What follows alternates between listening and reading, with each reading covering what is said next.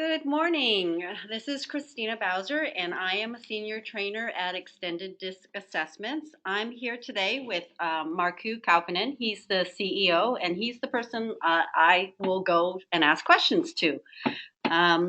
Welcome to the webinar today. We're going to talk about the 6 profile types. A couple assumptions we're going to have. We're going to hope that you have a working knowledge of at least a basic understanding of the disc styles and also some knowledge of the extended disc profiles. With questions today, we just want to we'll do our best to answer questions if we have time, but if not, go ahead and just put your questions in the question section, and we will follow up with you in terms of answering your questions. So today, I'd like to welcome Markku. Good morning, Christina. Thanks for having me. Great to have you. I'm very excited. Yeah, I'm sure it's nice to have me doing a webinar with you for a change, right? Yeah, it's someone else doing all the talking besides myself.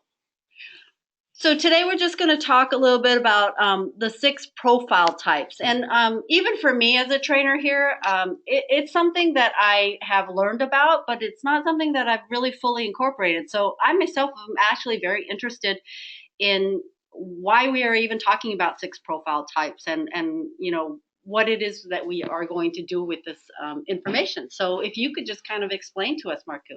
Well, Christina, when we talk about 6 profile types in train-to-trainer sessions and conferences, I always notice that the audience really find this topic intriguing. And I think the reason for that is that it really gives us another way of understanding these profiles.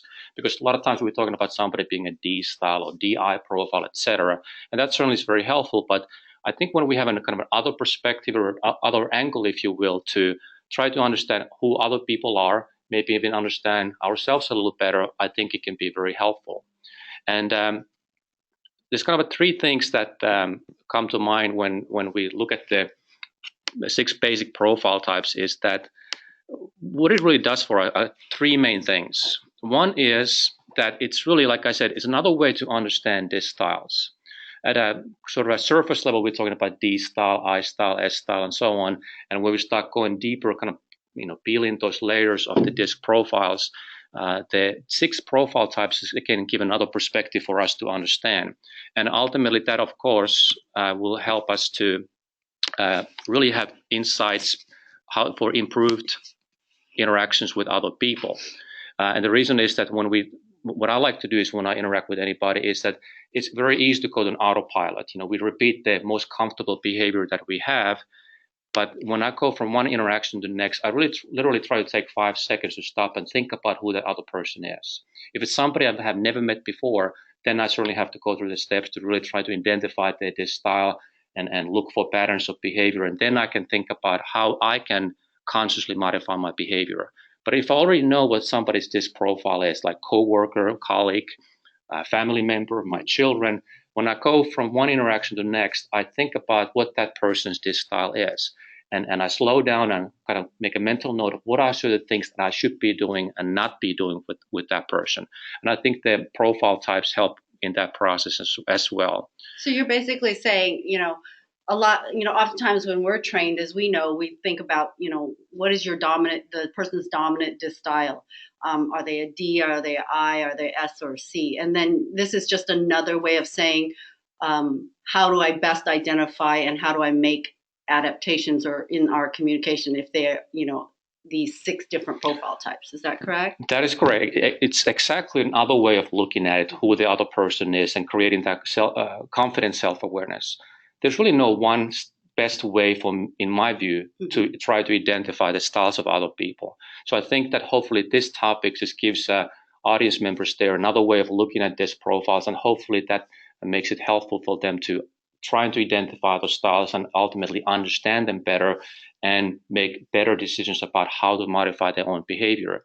And kind of another angle on that is when we identify the styles of other people, we look for those consistent behavioral patterns, how they talk, what they say, how they say it, eye contact, tonality, and so on. Right. But a lot of times when we identify the styles of people, I think it's a good thing to sometimes focus on what the person is not. Sometimes especially we have these blended styles, And as you probably know, most people actually have 3 disc styles above the middle line. That's the most common type of a profile. So when we start to try to identify their styles, you may have a little trouble saying, is that person an I or a D, or I'm not quite sure. But sometimes it's easier to identify what they are not. And then you can at least know, hey, at least at these early stages of interacting with this person, I may need to stay away, let's say, S behaviors or I behaviors. Whatever we identify, that person probably is not. Yeah, I think that's great for me. I mean, for all of us, sometimes we have one way or we're taught one way of doing things. And I think what Marku is saying today is, by learning what a person's style is not, or these 6 different profile types, it just gives us different ways to help identify disc styles. Exactly. And last thing before we look at the 6 different types is that these types can also help us understand another person better when we're looking at the profile 1 and 2. And specifically if there's a significant change from one profile 2, the natural style, to profile 1, these types can help in trying to understand why that may be happening. Okay, great. So now that we've had all that intro and overview, why don't we actually get into the 6 profile types? All right, let's go. Here they are. Let me just get to the next slide. There we go.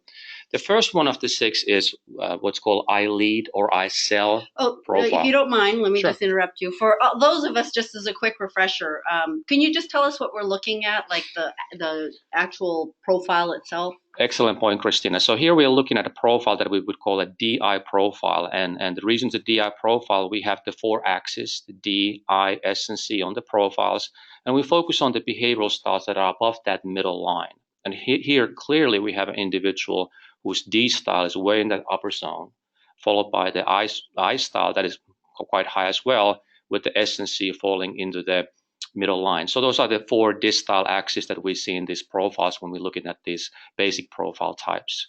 And the I lead, I sell profile, it's not only DI profiles. They're basically profiles that fall on the right side, again, on the right side of the extended disc diamond. So they're either DI or ID combination. So S and C styles you would find below the middle line, the D and I above the middle line, but D does not have to be the highest.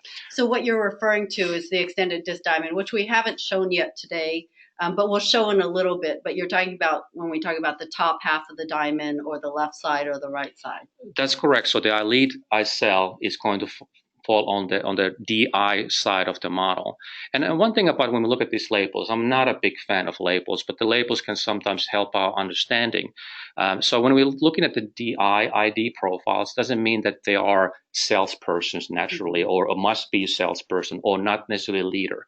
What we're talking about here is that DI profiles, ID profiles, they tend to have kind of a pretty clear idea what they want to achieve, and they promote their ideas, especially when the I style is fairly high, or if they D, they tell what their ideas are and hope that others, well, they're going to try to force their ideas sometimes, frankly. But we're not saying that these are leaders or sales individuals. They simply, it's a label for that profile. So just be a little bit careful of not going to jump into conclusions. So these are very action-oriented words. When we think of the right side of the diamond, we're leading, or we're selling an idea, or we're selling something. That's it, exactly. So the next one then, it would be I execute profile. These are the doers of the world, the people who fall on the left side of the model, the SC, CS profiles.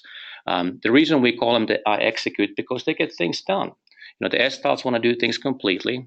They want to understand what you want me to do, how you want me to do it, and give me just a reasonable deadline. Trust me, I'll get it done.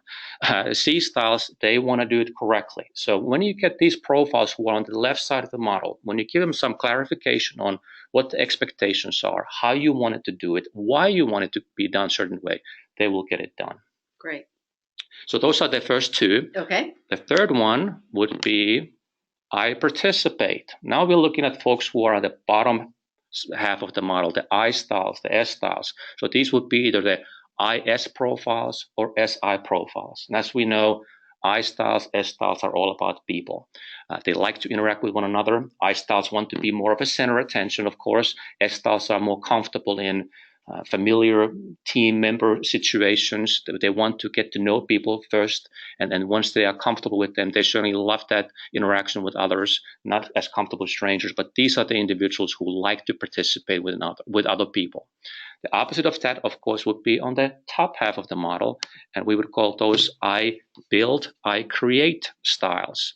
These are the combinations of DC or CD profiles. So they are very task oriented. Sometimes they may even kind of overlook the people aspects of when we're doing things that, hey, we need to consider what other people are thinking and we need to talk about things and have some meetings. They just want to focus on getting things done their way. Typically, they know what they want, and often they also know exactly the way they wanted to get it done. There is one way of doing things. So these are the people that top half of the diamond really focus on task over people. Yes, and I'm not saying that these individuals always ignore people, but their natural tendency is to focus on task first. Okay, great. Then we have two more obviously left, and these are a little bit less common because we are talking about, like here, the I plan profile, which is a combination of D and S style. It could be a DS profile or SD profile. You would see the I and C styles below the middle line. Because D and S behavioral styles are in many ways opposite, this is not as a common profile. And the reason we call it I plan, the D style knows what he or she wants to achieve, but the S style wants to know how we're going to get there. So they typically want to develop a plan so they get there in a way that is a little bit more considerate, a little bit more deliberate, which is not going to jump in feet first. We're going to kind of slow down a little bit, make sure we understand the how we're going to get there. Sounds good. And finally, of course, you probably guessed it, we are going to have the combination of I, C styles above the middle line. Again, it could be, like in this case, CI profile, or it could be a profile that the I is the highest, followed by the C. We would see the D and S typically below the middle line. The reason we call this I explain profile is that, hey, C styles, I got the facts, I got the information, I have the details. And guess what? I'm an I style too. I like to talk about those. So I explain things. Frankly, I have to say, I fly a lot, and being a low I style, sitting next to an I explain profile can be a little bit of a challenge for me. But if I give them a chance, I typically end up learning a lot too. So it can be a good thing. Oh, hey, no good or bad here, just different. As you know, this model makes no value judgments. We are just looking at different behavioral styles. Good point. So now that we've kind of gone over just a quick overview of this, what are 6 profile types? Can you go into a little more detail about each one? Well, yes, and really what we are often here looking at the interactions with different people. And when we go to look at these profile types, we have, when we're looking at the opposite, and then you probably already figure out, we are looking at many ways opposite profile types. And when we have behavioral styles are very different. In other words, we have individuals on the left side, another one is on the right side, top half, and so on. 2 things could happen. One, if we are not careful, there's a good chance for conflict. Yeah. And the reason is that, hey, we're looking at the world differently. We have different preferences. And if we don't have the self-awareness and the willingness to modify our behavior, things typically, there's going to be some friction, conflict, and so on. But the flip side of that is that if we are aware and if we are willing to make those modifications, we have tremendous opportunity to complement one another. So like here would be a sort of a great example of that. When we have the I lead cell profile, and another individual is I execute profile. They're on the different side of the model. So when we have profiles that are this different, the chances of conflict are there. But if we are really willing to make the investment of effort and energy, there's a great chance of complementing one another. So you basically, when you're talking about these 2 opposites, you're saying, yes, they're different, so they may not communicate the same or opposite, but they also cover the spectrum, meaning that if they are able to work and communicate effectively, then they will have strengths in all areas. Is that correct? That is exactly correct. Because here, if you look at the model, we are basically, and I'll show it visually in a moment as well, we are covering just pretty well all of the 4 behavioral styles. It looks like, yeah. And the person on the left, the DI, the lead profile is going to be the one who is going to more likely to take action, take it now. The the CS profile in this case is going to be one that is going to be the executor. I'm going to get it done. So they can really work well together if they are willing to make that modification. Make an awesome team. That's right. And the same happens with personal relationships as well. I have 3 kids. They're all different disc profiles. And when I interact with my children, I do try to stop for 5 seconds when I'm talking from my daughter. Then I talk to my son. Different styles. Exactly. Yeah. And if I kind of continue with the autopilot, hey, one conversation might have gone great. The next one, a few seconds later, is not going so well. So it helps us in making those adjustments in behavior. Yeah, and if you're talking about in a work meeting, you're talking to your staff. You're saying take a couple seconds, kind of think about who am I talking to. Right, and here again, as we started this webinar, this is just another way of looking at the behavioral styles. Like here we have the I execute profile. Some person may prefer, hey, I'm dealing with the CS profile. Other user of the model say, hey, I'm dealing with the I execute profile. They are not better or worse approaches. They're simply different. Sounds great. The next one would be I participate versus I build, I create. Here we have a profile that's really focused on people wanting to interact with one another versus another person who wanting to focus on task.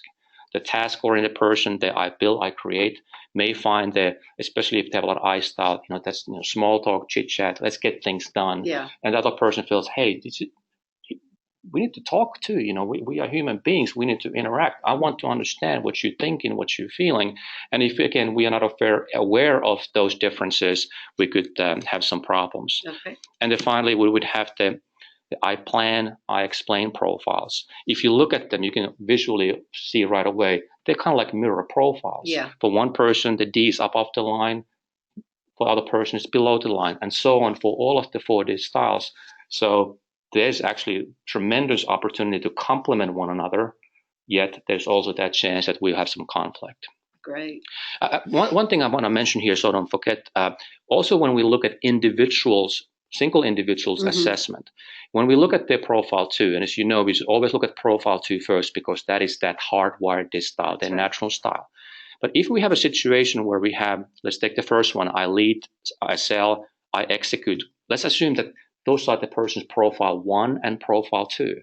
When you see that the profile 2 and 1 are so different from one another that they go the opposite side of the model, or from these particular pairs from one to the next, it's a good indication that something is going on. So you may want to look a little bit deeper in the results because they are making quite significant adjustment in their present environment. So basically, I just want, for those of us who are less familiar with the profiles, what we're looking at now on the screen are each individual's profile 2, their natural hardwired That's style. Right. But what Marku is referring to, I think, is he's talking about when you're looking at one individual's profile 1 and profile 2 together. And those are 2 different profiles that you'll see in the extended DISC report. Yeah, it's a great point, and thanks for clarifying. So we can look at 2 individuals, their profile 2s, see what basic types they are, and then make decisions what needs to be done.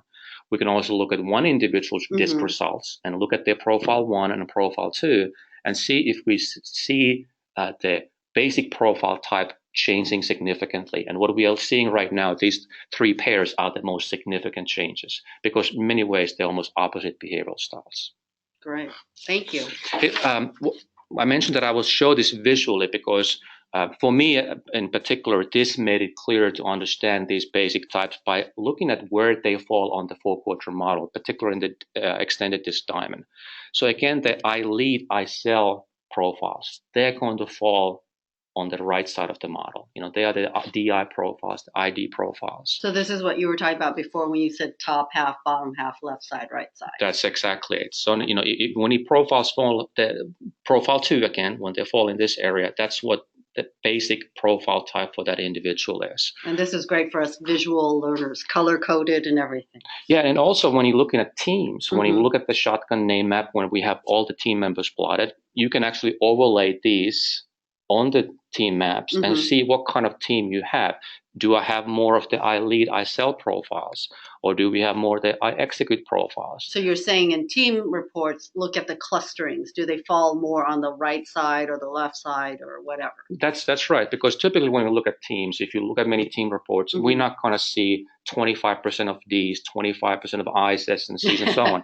Well, we tend to see some concentration of styles because this style plays a factor in when it comes to when we think about what kind of jobs we really like. You know, our natural style, we tend to that influence what type of organizations we prefer to work for, teams within an organization, professions, and so on. So you tend to have clusters of style. And if you look at these basic types, it can help you have one additional insight what may be happening with the team, because in team assessments, context is everything. So let's say I have a lot of I lead, I sell profiles. While they certainly have some valuable behavioral tendencies that they will bring along, when we have a lot of similar styles, two things always happen. Number one is we will amplify our strengths.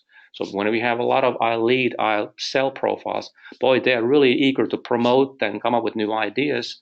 But when it comes to actually doing the work, executing, doing the work, they might be a little bit weaker, because when we have those similar styles, the second thing that happens is we amplify our weaknesses as well. So I think that sometimes this can be helpful when you look at the teams. Great. So then, of course, we would have I participate profile types. They are the bottom half. I styles, they love people. They get the energy from interacting with one another. S styles, they are more comfortable in working with small teams and groups where they get the support from the feeling of support and closeness with familiar team members. But also people-oriented style, just more familiar, right? Yeah, as you know, S styles, they like interactions with others, but they are a little bit slower to warm up to new people. Okay. And they tend to have kind of a close circle of colleagues and friends. I styles, they love everybody and they know everybody. S's are a little bit more, what's the word I want to use here carefully? They are more picky with whom they want to interact. But both like, as you say, I participate. That's right. And then, of course, the opposite is the I build, I create, task orientation. D's about results, C's about doing correctly. These folks are very good at building processes, creating new ways of things. They tend to be big on metrics because they know what the results they want to achieve, but that C style there will add a kind of a layer of making sure that there's quality control details that we can actually somehow track our progress. So again, this also, as you just earlier talked about, applies to teams where you can look for clusterings. Do you have more clusterings on the top half with the CDs, the I build, or more on the bottom, the I participates, right? That's exactly. Let's say we have a lot of I participate profiles. Hey, we may have a great time, but I don't know how much we actually get done. Of course, I'm exaggerating here a little bit, but there's always a hint of truth there. And then finally, we have the I plan profile, which are those DS, SD profiles. And again, because we're on the opposite sides of the disk diamond, they tend to be a little bit less common. I do want to emphasize there's nothing wrong with these profiles. DS and SD, this is less common. There's no, sometimes people say, some kind of internal conflict going on. No, typically not, no more than anybody else. So that's the fifth of the six profile types. And here is the last one I explained. Now we have those I style tendencies and C. Sometimes I is higher than C, sometimes C is higher than I. But again, that profile type is called I explain. Now here I'm going to show you why having I explain, I plan profiles, when they interact, there's actually, as we know, in the middle of the diamond, that doesn't describe any disk profile. Right. So we are covering D and S quadrant in one style, I and C quadrant other style. So we don't really have any common ground. So that's why sometimes this particular profile combination can not only be a potential for conflict, but it's a great opportunity to really amplify our strengths to make sure that we cover, in essence, all four disk styles. Yeah, you can really see it's all four covered there. But like you said, the middle of the diamond is really an area that you can't be all four styles naturally. So but it does show that you have all four styles that you can work together with Is that correct? We do know Superman has all four styles above the line. So, but with that exception, we really don't see somebody with all four styles. Superwoman, I should. No, thank you. But what we have most commonly, like I said at the beginning of the webinar, is that most common profile type is actually having 3 styles above the middle line. Okay. So that type of individual is fairly comfortable with all 3 styles. Of course, you have to look at the relationship always. Mm-hmm. One probably clear the highest, the other 2 fall somewhere else. Typically, in those individuals, whatever is below the line typically is way below the line, because that behavioral style is just not that comfortable for them. And again, that's a good reason when we try to identify somebody's styles, sometimes remember to look for what is that person not? What is the style that is least comfortable for them? So at least you can stay away from that behavior, because that's going to draw a lot of, or really drain their energy. You want to stay away from that. So question for you. So you're saying many of us have 3 styles above the line, meaning that we have 3 styles that are natural to us. We always have a dominant style. But here you're talking about these 6 profiles with 2 styles above the middle line. Can we apply this tool to the majority of people or any time? Well, you can. Let me actually go back here a little bit. Let's say take the I participate profiles. Those are profiles that fall into the bottom half of the model. You actually have, like in the very bottom right corner, if you fall in that yellow triangle there, that means that only I style is above the middle line. Actually, you're 100% I style. Then I would just look at, is S or D the second? If even that they're below the line, I would see what's higher. Then I would have make a determination: is that person more I participate or I lead profile? More common is going to be I participate, because 100% I style. If you think about it, they really want to be the center of attention. It's all about people. So, but then when you start going a little bit more closer to the center of the diamond in the I participate area, you're actually going to have profiles that have 3 styles above the line. Great. So we actually cover all different kind of profiles. Sometimes what frankly will happen is when you see a profile first, like, I'm not sure if that's let's say I sell, I lead, or I participate. But with a little practice, that becomes easier. But there are cases that you may actually have a little bit of disagreement with somebody else. Say, I think that's this profile, and you think that, and both individuals may have valid point. Then, of course, you actually look at the individual's report, their assessment, because that will give the most specific identification of who they are. These are just the 6 broad categories that we are using. So when it comes to unique individuals, always look at the assessment results itself. Yeah, it sounds like, you don't have to use this independently of whether you're trying to determine someone's dominant style, or, as Marku had spoken earlier, of figuring out what style that person is not. You can actually use all of these flowing together. That's exactly right. I've been doing this almost 20 years, and this is one way of looking at it. And almost every day I learn something new about the styles, because meeting new individuals, look at the different results, and it just comes down that each individual ultimately is unique and not a label that we can use to describe everybody.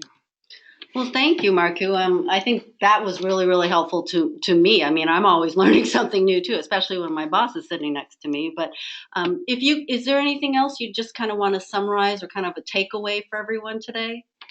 Well, I think that ultimately, again, comes down to realizing that what we're really trying to achieve is behavioral modification. And I always look at the 4-step approach. Understand the model, understand the DISC styles, and you continue to learn more about the different DISC styles. Here we have another way of looking at the different DISC profiles, and hopefully this helped the webinar attendees looking at it a little bit differently. Then the second one is that confident self-awareness. And I always find that denial can be a very powerful human emotion. Sometimes it's difficult to take a look in the mirror, understand who we really are. And of course, the third step, learn to identify the styles of other people. And I think the 6 profile types can be helpful there. Definitely. Yes. And finally, the most important step, how do I now modify the behavior? If I know let's say I plan profile, another person is I explain profile, what am I actually going to do with that information? Choice is mine.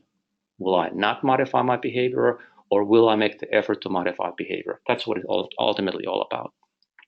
Well, thank you. In closing, I just want to say have run out of time because we like to talk. So you can see our phone numbers here, or feel free to contact us via our website. I just want to tell you our next webinar coming up is March 23rd. It's also at 10 a.m. Central Standard Time, and we'll be focusing on invalids and special situations. A lot of times people get an invalid and think that's a bad thing, but we're going to talk about why an invalid result isn't necessarily a negative thing. So hopefully you guys will be able to join us at that. I really encourage you guys to go to our VIP client resource site. If you haven't signed up yet, please just contact us and we'll get you set up. It has all the resources. We'll be posting this webinar on there if you want to listen to it again, or share it with another with an associate. You will find it there. We'll also post this PowerPoint, so you'll have it there as well. And then we'll also be having a booth at our Training 2016 in Orlando on February 15th and 16th. Our associate Taylor will be there, so stop by and say hi. So on behalf of myself and Marku, we just want to thank you for joining us today, and hopefully we will be in contact very soon. Thank you, everyone.